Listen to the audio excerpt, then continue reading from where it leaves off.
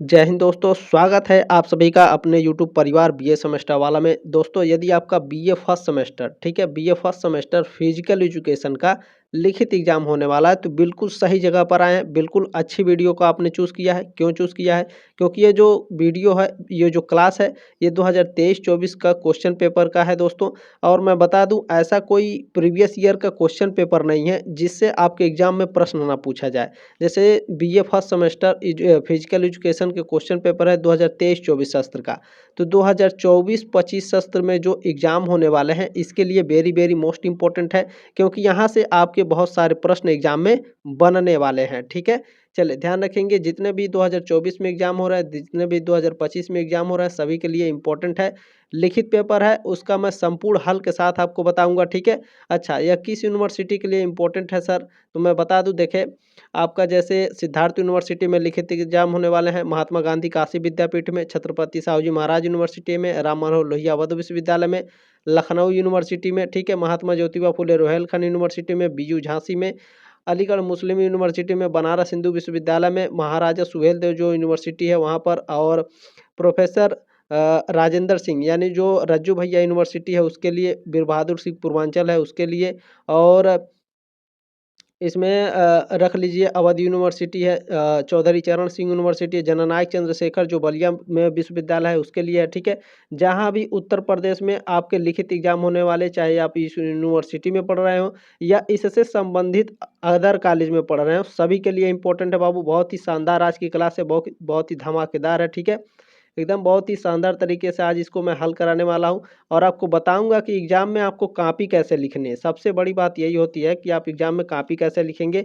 BA first semester physical education, paper का नाम है elements of physical education, major minor दोनों बच्चों के लिए है। 2023-24 का एक क्वेश्चन पेपर है, इसे मैंने सॉल्व कराया था, आपको बताया था कि कौन कौन से क्वेश्चन आपके इंपॉर्टेंट है, कौन कौन से क्वेश्चन आपके आएंगे, कौन कौन से क्वेश्चन आपके नहीं आएंगे। ठीक है, ये सारी बातों को मैंने डिक्लेयर कर दिया था फर्स्ट वीडियो में, तो डिस्क्रिप्शन बॉक्स में लिंक है, अगर नहीं देखे हैं तो उसमें देख लीजिएगा। मैंने बताया है कि कौन कौन से आपके हर साल प्रश्न पूछे जाते हैं, कौन 2024 एग्ज़ाम, कौन 2025 एग्ज़ाम में एकदम मोस्टली आने वाले हैं।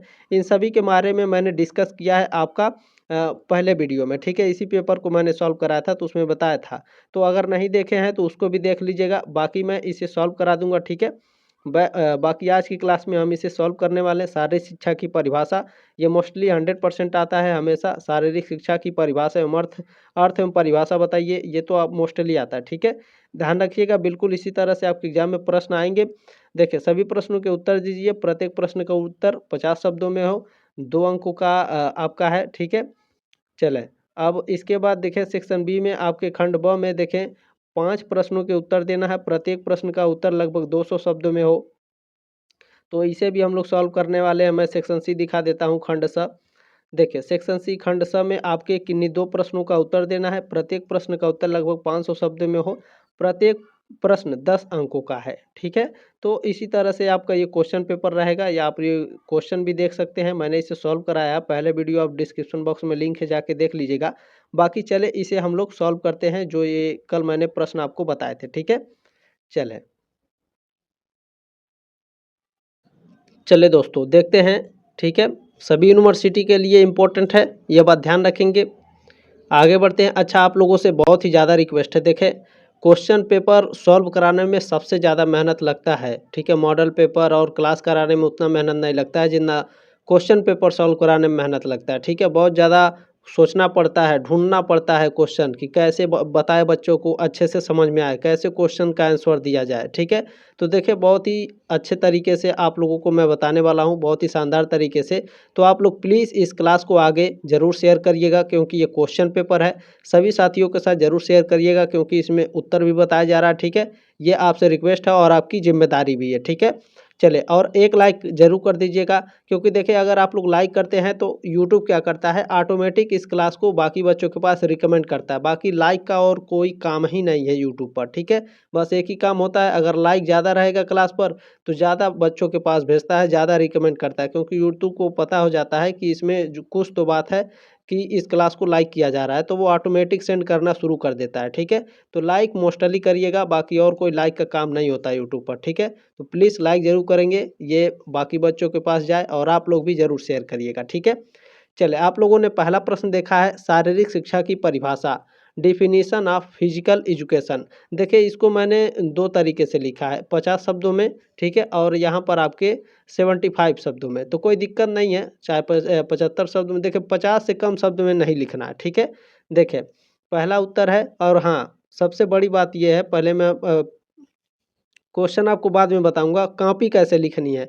अति लघु उत्तरी प्रश्न, देखें, सबसे ज़्यादा मोस्ट इंपॉर्टेंट बात है अति लघु उत्तरी प्रश्न पे आप लोग ज़्यादा ध्यान दीजिएगा, क्योंकि जो एग्जामिनर होता है अति लघु उत्तरी प्रश्न आपका अच्छे से चेक करता है। वो कॉपी आपका देख करके ही बता देगा कि भैया आप कितने पानी में हैं, और आगे आप क्वेश्चन का आंसर किस तरह से लिख सकते हैं और लिखे होंगे कॉपी में। तो अति लघु उत्तरी प्रश्न ही वो चेक करता है, उसी के आधार पर आपको अच्छे से नंबर देता है, ये बात ध्यान रखिएगा, ठीक है। तो अति लघु उत्तरी प्रश्न को काफ़ी अच्छे से आप लोग तैयार कीजिएगा, बिल्कुल हल्के में नहीं लेना है, ठीक है। देखिए, 50 शब्दों में आपको उत्तर लिखना है, कैसे लिखना है। शारीरिक शिक्षा की परिभाषा, देखिए, चार्ल्स ई बूचर के अनुसार शारीरिक शिक्षा समूची शिक्षा का एक अभिन्न अंग है, जिसका उद्देश्य शारीरिक, मानसिक एवं भावनात्मक तथा सामाजिक रूप से पूर्ण व्यक्तियों की ऐसी शारीरिक क्रियाओं के माध्यम से विकास करना है, जिसका चयन इन उद्देश्यों का सम्मुख रखकर किया जाए, ठीक है। चाहे आप इसे लिख सकते हैं, चाहे आप इसे भी लिख सकते हैं, दोनों में से कोई एक लिखिएगा, ठीक है। चले, देखिए, ऐसे आप लिख सकते हैं, शारीरिक शिक्षा वह प्रक्रिया है जिसके द्वारा व्यक्ति शारीरिक गतिविधियों के माध्यम से अपने शारीरिक, मानसिक और सामाजिक विकास को बढ़ावा देता है, ठीक है। इसमें विभिन्न प्रकार की गतिविधियां शामिल होती हैं, जैसे कि खेल, व्यायाम, योग आदि। इसका उद्देश्य स्वस्थ जीवन शैली को बढ़ावा देना और व्यक्ति को शारीरिक रूप से सक्रिय रखना है। शारीरिक शिक्षा न केवल शारीरिक स्वास्थ्य के लिए बल्कि मानसिक स्वास्थ्य के लिए भी महत्वपूर्ण है। यह तनाव कम करने, आत्मविश्वास बढ़ाने और समग्र कल्याण में सुधार करने में मदद करती है। आप ये सारे नोट्स और पीडीएफ बिल्कुल फ्री में पा सकते हैं। कहाँ मिलेगा? टेलीग्राम ग्रुप आप लोग ज्वाइन कर लीजिएगा। क्लास के ठीक नीचे पीडीएफ और नोट्स आपको सेंड कर दिए जाते हैं, बिल्कुल फ्री में मिलेगा, एक भी पैसा नहीं देना आपको, ठीक है। तो देखिए, फ्री में सब कोई नहीं देता है, आपको बीए सेमेस्टर वाला सब कुछ फ्री में प्रोवाइड करा देगा। टेलीग्राम ग्रुप पर आप अपना क्वेश्चन पेपर भी सेंड कर देते हैं, मैं उस क्वेश्चन पेपर का सॉल्यूशन करा दूंगा एकदम फटाक से, बहुत ही जल्दी, ठीक है। तो आप क्वेश्चन पेपर भेजेंगे, उसका भी सॉल्यूशन कराऊंगा मैं। आप लोग मोस्टली टेलीग्राम ग्रुप जरूर ज्वाइन कर लीजिएगा, ठीक है। आप ही लोगों के लिए, भलाई के लिए है। और यूनिवर्सिटी से संबंधित जो भी जानकारी रहती है वो सबसे पहले टेलीग्राम ग्रुप में ही सेंड कर दी जाती है। जो भी न्यूज़पेपर वगैरह कटिंग रहती है वो सब सेंड की जाती है, ठीक है। तो मोस्टली जरूर आप लोग ज्वाइन कर लीजिएगा, ठीक है, टेलीग्राम ग्रुप को। चलिए, दूसरा प्रश्न आपने देखा है, खेल समाजशास्त्र, स्पोर्ट्स सोशियोलॉजी क्या है? खेल समाजशास्त्र एक समाजी विज्ञान है जो खेल और समाज के बीच संबंधों का अध्ययन करता है, ठीक है। खेल समाजशास्त्र क्या है?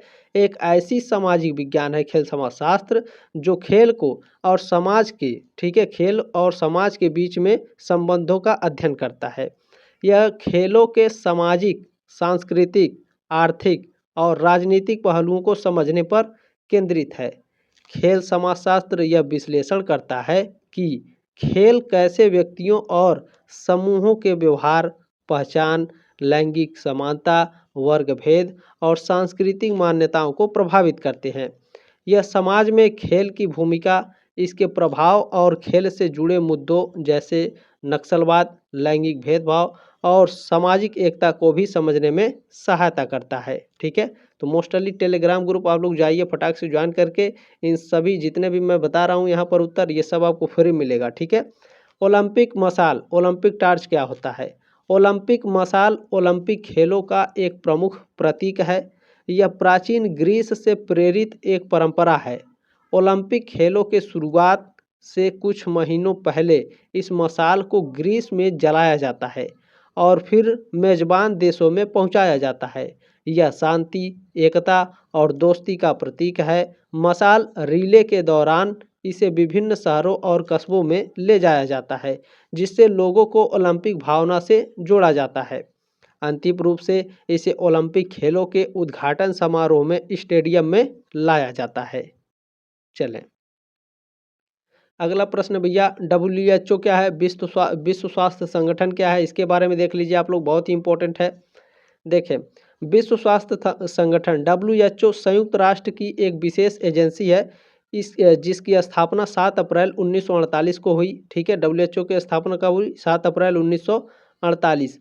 इसका मुख्य उद्देश्य वैश्विक स्तर पर स्वास्थ्य को प्रोत्साहित करना, बीमारियों की रोकथाम करना और स्वास्थ्य सेवाओं में सुधार करना है।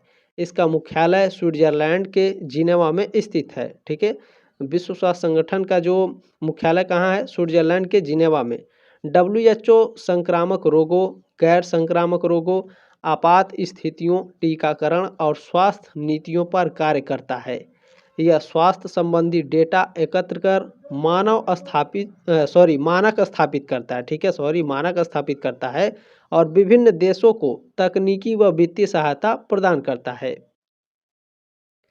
इसमें आपने 5वां प्रश्न देखा होगा, संतुलित आहार बैलेंस्ड डाइट क्या होता है? तो संतुलित आहार वह आहार है जिसमें सभी आवश्यक पोषक तत्व जैसे कार्बोहाइड्रेट, प्रोटीन, वसा, विटामिन, खनिज और पानी उचित मात्रा में शामिल होते हैं। यह शरीर को ऊर्जा प्रदान करता है, विकास को बढ़ावा देता है और रोग प्रतिरोधक क्षमता को मजबूत करता है। संतुलित आहार में फल, सब्जियां, अनाज, दालें, दूध, मांस और तेल सीमित मात्रा में शामिल होते हैं। यह शारीरिक और मानसिक स्वास्थ्य को बनाए रखने के लिए आवश्यक है। अगला प्रश्न आप लोगों ने देखा है, वेलनेस सुयोग्यता क्या है भैया? तो वेलनेस शारीरिक, मानसिक और सामाजिक स्वास्थ्य की स्थिति है जिसमें व्यक्ति जीवन को सकारात्मक और संतुलित तरीके से जीता है। इसमें शारीरिक फिटनेस, मानसिक शांति, भावनात्मक स्थिरता, स्वास्थ्य आहार और सही जीवन शैली शामिल होती है। सुयोग्यता केवल बीमारियों के अनुपस्थिति नहीं बल्कि पूर्ण स्वास्थ्य का अनुभव है। यह जीवन की गुणवत्ता में सुधार करता है और व्यक्ति को अपने व्यक्तिगत और सामाजिक लक्ष्यों को प्राप्त करने में मदद करता है। आप लोगों ने 7वां प्रश्न देखा है, ओबेसिटी मोटापा क्या है भैया? तो मोटापा ओबेसिटी एक स्थिति है जिसमें शरीर में, ठीक है, जिसमें शरीर में वसा अत्यधिक मात्रा में जमा हो जाता है। ठीक है, जब शरीर में अत्यधिक मात्रा में जमा हो जाए तो जाहिर सी बात है आपके शरीर की जो मोटाई है वो ऑटोमेटिक बढ़ जाएगी। ठीक है, जिससे स्वास्थ्य पर नकारात्मक प्रभाव पड़ता है। यह संतुलित आहार, शारीरिक गतिविधियों की कमी, अनुवांशिक कारणों और जीवन शैली के कारण होता है। मतलब यदि आप उल्टा सीधा खाएंगे, जैसे मान लीजिए फास्ट फूड खा रहे हैं, ठीक है, और शारीरिक गतिविधियों की कमी, कहीं आप टहल घूम नहीं रहे हैं, केवल सो रहे हैं। अनुवांशिक कारण, यदि आपके माता पिता या फिर आपके बाबा अय्या वो भी मोटे हैं तो आप भी मोटे हो जाएंगे। और जीवन शैली के कारण, आपकी जीवन शैली कैसी, काम कैसे करते हैं, अगर ये सभी क्या है, ये सभी आपके मोटापे के कारण होते हैं। ठीक है, मोटापा हृदय रोग, मधुमेह यानी डायबिटीज, उच्च रक्तचाप और जोड़ों की समस्याओं का जोखिम बढ़ाता है। मधुमेह को सीधे सीधे कहा जाए शुगर बोला जाता है मधुमेह को। ठीक है, इसे नियंत्रित करने के लिए संतुलित आहार, नियमित व्यायाम और स्वस्थ जीवन शैली अपनाना आवश्यक है। मोटापा रोकने से दीर्घकालिक स्वास्थ्य बेहतर बनता है। चलिए, आपने 7वां प्रश्न देखा होगा, बॉडी मास इंडेक्स। ठीक है, BMI क्या है, बॉडी मास इंडेक्स क्या है? बॉडी मास इंडेक्स BMI एक व्यक्ति के शरीर के वजन और ऊंचाई के अनुपात को मापने का एक तरीका है। यह बताता है कि कोई व्यक्ति अपने आदर्श वजन से कम वजन का है, अधिक वजन का है या सामान्य वजन का है। BMI यानी बॉडी मास इंडेक्स की गणना एक सूत्र के माध्यम से की जाती है और यह शरीर में वसा की मात्रा का अनुमान लगाने में मदद करता है। हालांकि यह मांसपेशियों की मात्रा को ध्यान में नहीं रखता है। चलिए, 9वां प्रश्न आपका पोस्टीरियर भैया, आसन क्या है? देखिए, आसन शरीर को बैठक, खड़े होने, ठीक है, मैं फिर से बोल देता हूँ, गलती हो गई। आसन शरीर को बैठने, खड़े होने या लेटने के दौरान सही स्थिति में रखने की कला है। सही आसन से रीढ़ की हड्डी, मांसपेशियों और जोड़ों पर दबाव कम होता है और शरीर सुचारू रूप से कार्य करता है। गलत आसन से पीठ दर्द, थकान और शारीरिक विकार हो सकते हैं। योग और व्यायाम सही आसन बनाए रखने में सहायक हैं। उचित आसन न केवल शरीर स्वास्थ्य सुधारता है बल्कि आत्मविश्वास और व्यक्तित्व यानी पर्सनालिटी में भी निखारता है। ठीक है, चले अगला प्रश्न आप लोगों ने देखा होगा 10वां प्रश्न, मैराथन दौड़ क्या भैया, मैराथन रेस क्या है? तो मैराथन एक लंबी दूरी की दौड़ है जो आमतौर पर सड़क पर आयोजित की जाती है। इसकी दूरी लगभग 42.195 किलोमीटर होती है। इस दौड़ का नाम प्राचीन ग्रीस के मैराथन शहर के नाम पर रखा गया है। यह दौड़ शारीरिक सहनशक्ति, मानसिक दृढ़ता और अनुशासन का प्रतीक है। आधुनिक समय में इसे स्वस्थ खेल और चैरिटी उद्देश्य के लिए आयोजित किया जाता है। मैराथन में सफलता के लिए नियमित प्रशिक्षण और दृढ़ संकल्प आवश्यक होता है दोस्तों। तो ये 10 प्रश्न मैंने आपको बता दिए जो अति लघु उत्तरी में आपके पूछे गए थे। उसके बाद आपका स्टार्ट हो गया था लघु उत्तरी प्रश्न। ठीक है, लघु उत्तरी प्रश्न में आपको 200 शब्दों में उत्तर देना है। प्रश्न का उत्तर कैसे लिखना है 200 शब्दों में, ध्यान से देखिएगा। देखें, एक्सप्लेन ऑब्जेक्टिविटीज ऑफ फिजिकल एजुकेशन, शारीरिक शिक्षा के उद्देश्यों का वर्णन कीजिए। तो आपको इसी तरह से प्रश्न का उत्तर लिखना है। कैसे भैया, शारीरिक शिक्षा के उद्देश्य हेडिंग डाल लेना और लिखना है कि शारीरिक शिक्षा का मुख्य उद्देश्य व्यक्तियों के शारीरिक, मानसिक, सामाजिक और भावनात्मक विकास को प्रोत्साहित करना है। यह शिक्षा प्रणाली का एक महत्वपूर्ण हिस्सा है जो स्वस्थ जीवन शैली को अपनाने और व्यक्तित्व के समग्र विकास में सहायक होती है। ठीक है, और शारीरिक शिक्षा के उद्देश्यों का वर्णन करना है। तो इसके प्रमुख उद्देश्य निम्नलिखित हैं। इस तरह से आपको हेडिंग डाल के लिखना है भैया। इसके प्रमुख उद्देश्य क्या क्या हैं? तो शारीरिक स्वास्थ्य और फिटनेस का विकास। ठीक है, शारीरिक शिक्षा के माध्यम से छात्रों को शारीरिक व्यायाम और खेलों में भाग लेने के लिए प्रेरित किया जाता है, जिससे उनकी मांसपेशियों की शक्ति, सहन शक्ति, लचीलापन और संतुलन में सुधार होता है। इसके प्रमुख उद्देश्य में दूसरा है मानसिक विकास। यह तनाव को कम करने, सकारात्मक सोच विकसित करने और मानसिक एकाग्रता में सुधार करने में सहायक है। खेल और गतिविधियों के माध्यम से निर्णय लेने और समस्या समाधान की क्षमता विकसित होती है। इसमें अगला है आपका सामाजिक कौशल का विकास। इसमें समूह में खेलों और गतिविधियों से टीम भावना, नेतृत्व, सहयोग और अनुशासन जैसे गुणों का विकास होता है। नैतिक और भावनात्मक विकास, इसमें शारीरिक शिक्षा के माध्यम से खेल भावना, अनुशासन, आत्मसम्मान और दूसरों के प्रति सम्मान का विकास किया जाता है। अगला है आपका जीवन शैली संबंधी कौशल। यह जीवन भर स्वस्थ रहने की आदतें विकसित करने और बीमारियों से बचाव में मदद करती है। ठीक है, तो आप लोगों ने देखा, इसी तरह से आपको 200 शब्दों में उत्तर लिखना है। शारीरिक शिक्षा व्यक्ति को स्वस्थ और संतुलन जीवन जीने में मदद करती है, जिससे समाज में सकारात्मक योगदान दिया जा सके। ठीक है, चले आप लोगों ने दूसरा प्रश्न देखा होगा, बिल्कुल 200 शब्दों में इसी तरह से उत्तर कैसे लिखना है। Explain importance of sport sociology, खेल समाजशास्त्र के महत्व की व्याख्या कीजिए। वेरी वेरी मोस्ट इंपॉर्टेंट है। देखिए, खेल समाजशास्त्र एक ऐसी शाखा है जो मानव समाज में खेलों की भूमिका, प्रभाव और महत्व को अध्ययन करती है। यह अध्ययन खेलों के सामाजिक, सांस्कृतिक और आर्थिक परिणामों को समझने का प्रयास करता है और इसे व्यक्तिगत और सामाजिक स्तर पर कैसे प्रभावित किया जा सकता है, इस पर ध्यान केंद्रित करता है। ठीक है, खेल समाजशास्त्र के महत्व की व्याख्या करना है। तो खेल समाजशास्त्र की 4 मुख्य विशेषताएं होती हैं। कौन कौन सी? खेलों का सामाजिक रूप, ठीक है, खेलों का सांस्कृतिक अध्ययन, खेलों का आर्थिक अध्ययन और चौथा क्या है? खेलों का व्यक्तिगत प्रभाव। ठीक है, तो इसको आप लोग पढ़ेंगे या फिर मैं पढ़ा दूं, बताइए। खेल समाजशास्त्र की महत्व की व्याख्या करना है। इसी तरह से आपको उत्तर लिखना है। खेल समाजशास्त्र की 4 मुख्य विशेषताएं होती हैं। देखें, खेल का सामाजिक रूप, इस दृष्टिकोण में खेल समाज के साथ जुड़े हैं और उसका समाज में क्या प्रभाव होता है, इसे अध्ययन किया जाता है। खेल एक सामाजिक समझौता और साझा अनुभव का माध्यम होता है और इसके माध्यम से समाज में समरसता, संबंध और सामूहिकता बढ़ाई जाती है। ठीक है, खेल समाजशास्त्र की अगली जो विशेषता है, खेलों का सांस्कृतिक अध्ययन। इस दृष्टिकोण में खेलों के आधार पर सांस्कृतिक विविधता और सामाजिक निरंतरता का अध्ययन किया जाता है। खेल सांस्कृतिक रूप से समाज की विभिन्न पहलुओं को प्रतिबिंबित करते हैं और उनकी सांस्कृतिक परंपराओं को अध्ययन करने में मदद करते हैं। आपको आगे लिखना बाबू, ध्यान से देखेंगे। खेलों का आर्थिक अध्ययन। इस दृष्टिकोण में खेलों के आर्थिक प्रभावों को विश्लेषित किया जाता है। खेल व्यापार, रोजगार और निर्मित वैश्विक उत्पादों के पहले स्रोत हैं और उनके अध्ययन से इसके आर्थिक महत्व को समझा जाता है। अगला है खेलों के व्यक्तिगत प्रभाव। इस दृष्टिकोण में खेलों के व्यक्तिगत प्रभाव जैसे स्वास्थ्य, मानसिक स्थिति और सामाजिक आदान प्रदान का अध्ययन किया जाता है।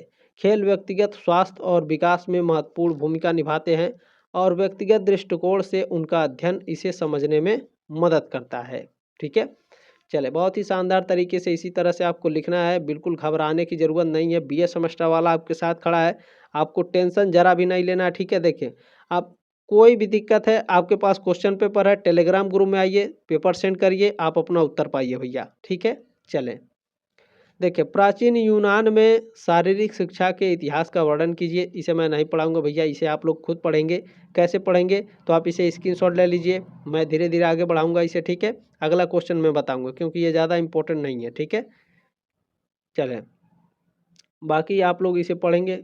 अच्छा, पढ़ा दें, चलिए भाई, चले पढ़ाते हैं। प्राचीन यूनान में शारीरिक शिक्षा के इतिहास का वर्णन कीजिए। देखें, प्राचीन यूनान में शारीरिक शिक्षा का इतिहास, इस तरह से हेडिंग डालना है और 200 शब्दों में आपको कैसे लिखना है, ध्यान से देखिए। प्राचीन यूनान में शारीरिक शिक्षा का विशेष महत्व था क्योंकि इसे शारीरिक, मानसिक और नैतिक विकास का आधार माना जाता था। यूनानी संस्कृति, ठीक है, यूनानी संस्कृति में शरीर और मस्तिष्क दोनों के विकास पर जोर दिया गया और इसे नागरिक की मुख्य शिक्षा का हिस्सा बनाया गया। ठीक है, जो नागरिक थे वहाँ के नागरिकों की मुख्य शिक्षा का हिस्सा बनाया गया था। यूनान में शारीरिक शिक्षा की शुरुआत जिम्नेशियम और पैलेस्ट्रा जैसे संस्थानों से शुरू हुई। ठीक है, यहीं से शुरू हुई थी, जहां युवा लड़कों को खेल, कुश्ती, दौड़, भाला फेंक, डिस्कस, ठीक है, ये क्या भैया, डिस्कस फेंक, ये तो मैं नहीं जानता हूँ भैया। ठीक है, जिसको पता होगा कमेंट करके बताएगा कि डिस्कस फेंक क्या होता है। तैराकी जैसी गतिविधियों में प्रशिक्षित किया जाता था। यह प्रशिक्षण न केवल उनकी शारीरिक शक्ति और कौशल को बढ़ाने के लिए था, बल्कि उन्हें युद्ध और सैन्य अभियानों के लिए तैयार करने का उद्देश्य था। ठीक है, आपको आगे लिखना, देखें, स्पार्टा और एथेंस में शारीरिक शिक्षा के दृष्टिकोण में अंतर था। ठीक है, स्पार्टा आप लोगों ने देखा है ना, 300 सैनिक होते हैं और उधर लगभग 1 लाख या फिर 50,000 या फिर आपके 10,000, इसी तरह से सैनिक होते हैं और वो 300 होकर के लड़ते हैं। इस मूवी को मैंने दोनों पार्ट को देखा है, बहुत ही शानदार है, आप लोग भी देख लीजिएगा। ठीक है, चलें, देखें, स्पार्टा और एथेंस में शारीरिक शिक्षा के दृष्टिकोण में अंतर था। स्पार्टा में शारीरिक शिक्षा का मुख्य उद्देश्य सैनिकों को कठोर प्रशिक्षण देना और उन्हें युद्ध के लिए तैयार करना था। वहीं एथेंस में इसे सौंदर्य, संतुलन और व्यक्तित्व के समग्र विकास के लिए उपयोग किया गया। अगला है, प्राचीन ओलंपिक खेलों का आयोजन भी शारीरिक शिक्षा की परंपरा का हिस्सा था, जो शारीरिक कौशल और खेल भावना के महत्व को दर्शाता है। कुल मिलाकर प्राचीन यूनान में शारीरिक शिक्षा जीवन का अनिवार्य अंग थी और समाज में अनुशासन, स्वस्थ जीवन और राष्ट्रीय सुरक्षा के लिए महत्वपूर्ण मानी जाती थी। ठीक है, चलें, आपका चौथा प्रश्न क्या है, बहुत ही शानदार है, ये आपके कॉम्पिटिटिव एग्जाम में भी पूछा जाता है भैया। Describe major awards given in games and sport, यानी खेलों में दिए जाने वाले विभिन्न पुरस्कारों, यानी जो अवार्ड्स हैं उसका वर्णन करना है। केवल 200 शब्दों में ही लिखना है, वैसे लिखेंगे तो बहुत ज़्यादा हो जाएगा, लेकिन 200 शब्दों में लिखना है। कैसे लिखना है, ध्यान से देखिए। खेलों में खिलाड़ियों और टीमों की उपलब्धियों को सम्मानित करने के लिए विभिन्न पुरस्कार दिए जाते हैं। ये पुरस्कार व्यक्तिगत और टीम दोनों स्तरों पर होते हैं। प्रमुख पुरस्कारों का विवरण इस प्रकार है। पहला है आपका राष्ट्रीय पुरस्कार और दूसरा होता है आपका अंतर्राष्ट्रीय पुरस्कार। ठीक है, दूसरा है अंतर्राष्ट्रीय पुरस्कार, एक है राष्ट्रीय, एक होता है अंतर्राष्ट्रीय। तो राष्ट्रीय पुरस्कार कौन कौन से, उनके बारे में हम लोग देख लेते हैं। देखें, राजीव गांधी खेल रत्न, इसका नाम बदलकर मेजर ध्यानचंद खेल रत्न पुरस्कार रखा गया है, ये बात भी आप लोग ध्यान रखिएगा। ठीक है, यह भारत का सर्वोच्च खेल सम्मान है जो खिलाड़ियों को उनकी उत्कृष्ट प्रदर्शन के लिए दिया जाता है। अगला है अर्जुन पुरस्कार, यह खिलाड़ियों को उनके असाधारण कौशल और अनुशासन के लिए दिया जाता है। तीसरा है द्रोणाचार्य पुरस्कार। यह खेल कोचों को, यानी जो खिलाड़ी होते हैं, खिलाड़ियों के जो कोच होते हैं, उनको द्रोणाचार्य पुरस्कार दिया जाता है। जैसे अर्जुन के गुरु कौन थे? द्रोणाचार्य थे, ठीक है। और इसीलिए द्रोणाचार्य पुरस्कार किसे दिया जाता है? कोचों को, क्योंकि कोच हमारे गुरु होते हैं, जैसे हम आपके गुरु हैं उसी तरह से, ठीक है। तो यह खेल कोच को उनकी उत्कृष्ट कोचिंग के लिए प्रदान किया जाता है। अगला देखते हैं क्या है। मेजर ध्यानचंद पुरस्कार। यह जीवन भर की उपलब्धियों के लिए खिलाड़ियों को दिया जाता है। अब देखेंगे अंतर्राष्ट्रीय पुरस्कार में क्या है भैया। तो ओलंपिक मेडल। विश्व स्तर पर ओलंपिक खेलों में बेहतरीन प्रदर्शन करने वाले खिलाड़ियों को दिए जाते हैं Olympic medal. FIFA world cup trophy football में विश्व विजेता टीम को दी जाती है। आईसीसी क्रिकेट पुरस्कार। क्रिकेट में उत्कृष्ट प्रदर्शन के लिए व्यक्तिगत और टीम पुरस्कार प्रदान किए जाते हैं। जैसे और अन्य में मैंने रखा है, ध्यान दीजिएगा, अन्य सम्मान जैसे क्या क्या है। विभिन्न टूर्नामेंटों में मैन ऑफ द मैच दिया जाता है। गोल्डन बूट, देखिए man of the match cricket में दिया जाता है, गोल्डन बूट आपका फुटबॉल में दिया जाता है, ठीक है। और गोल्डन बैट ये भी आपका क्रिकेट में दिया जाता है। प्लेयर ऑफ द सीरीज ये भी आपका दिया जाता है क्रिकेट में, ठीक है। जैसे पुरस्कार दिए जाते हैं, ठीक है। चले बाकी दोस्तों अब मैं आपको नहीं बताऊंगा, ठीक है। देखें ये सभी प्रश्न जो है ये अब मैं आपको टेलीग्राम ग्रुप ज्वाइन कर लीजिएगा भैया। वहाँ क्लास के ठीक नीचे आपको मैं पीडीएफ नोट्स दोनों सेंड कर दूंगा, बिल्कुल फ्री में है, उपलब्ध है। आप लोग डाउनलोड करके खुद पढ़ सकते हैं बाबू, आप इतने समझदार हैं, ठीक है। एकदम शानदार तरीके से आप स्वयं पढ़ लीजिएगा। बाकी मैं इसे धीरे धीरे बढ़ा रहा हूँ, जिसको स्क्रीनशॉट लेना है वो ध्यान से इसे स्क्रीनशॉट ले लेगा, ठीक है। चलें आप लोग इसका स्क्रीनशॉट ले लीजिएगा, ठीक है। रोक करके आप लोग स्क्रीनशॉट जरूर ले लेंगे। चलिए छठा प्रश्न क्या है आपका, ध्यान से देखेंगे। अच्छे आसन के महत्व को समझाइए, ठीक है। Right importance of good posture, ठीक है, ध्यान रखेंगे। इसे अच्छे से आप लोग स्क्रीनशॉट ले लीजिए, आप लोग अच्छे से इसे तैयार करेंगे, क्योंकि देखिए अभी मुझे बहुत सारे क्लासेस कराने हैं, क्योंकि बच्चों के जो एग्ज़ाम हैं वो स्टार्ट हो गए हैं। भीमराव अम्बेडकर यूनिवर्सिटी के एग्ज़ाम चल रहे हैं।